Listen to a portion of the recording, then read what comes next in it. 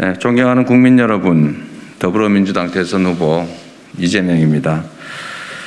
국민 한 분 한 분의 희생과 협력 덕분에 백신 접종률 80%를 넘겼고 지난달부터는 단계적 일상 회복을 시작했습니다.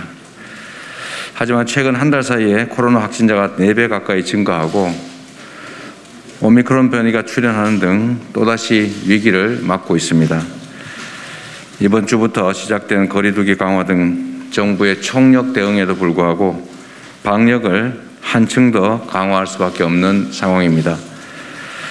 방역 조치 강화는 안타깝게도 이제 겨우 한숨을 돌렸던 소상공인, 자영업자 등에게 또다시 심각한 타격을 줄 것이 분명합니다. 코로나19 피해에 대한 기본 원칙은 온전한 보상입니다. 저는 특별한 희생에는 특별한 보상이 따라야 한다고 믿습니다. 이 간명한 원칙이 작동하지 않고 개인에게 희생을 강요한다면 누구도 국가 정책에 협력하지 않을 것입니다. 모두를 위한 희생에 마땅한 보상이 주어지는 게 상식으로 자리 잡아야 공동체를 위한 헌신이 가능하게 됩니다.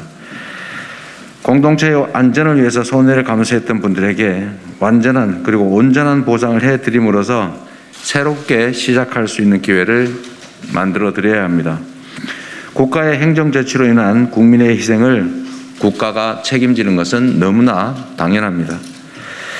정부의 집합금지, 영업제한 조치로 고통을 겪고 벼랑 끝에 내몰린 소상공인과 자영업자들에게 전폭적인 지원이 필요합니다. 현행 손실보상법 개정을 통해서 선별 지원에 따른 사각지대도 해소해야 합니다. 규칙을 지켜서 손해보지 않고 규칙을 어겨서 이익 볼 수 없다, 이런 믿음이 확고해야 공동체가 굳건해집니다. 코로나 피해에 대한 온전한 보상과 함께 방역, 민생, 국가 책임제를 시행하겠습니다. 코로나19 방역, 민생, 국가 책임제는 감염병 대응 과정에서 방역 조치로 인해서 불가피하게 입는 피해를 국가가 온전하게 보상하겠다는 것입니다. 백신 부작용, 청소년 방역 패스 같은 백신 접종 과정에서 국민이 느끼는 불안한 부분도 국가가 적극적으로 책임지겠다는 것입니다. 지금 보상과 치료비 부담에 대해서 인과관계를 따지고 있는데 인과관계가 없다는 것을 국가가 증명하지 않는 한 완전하게 국가가 책임지도록 하는 것도 하나의 방안이 되겠습니다.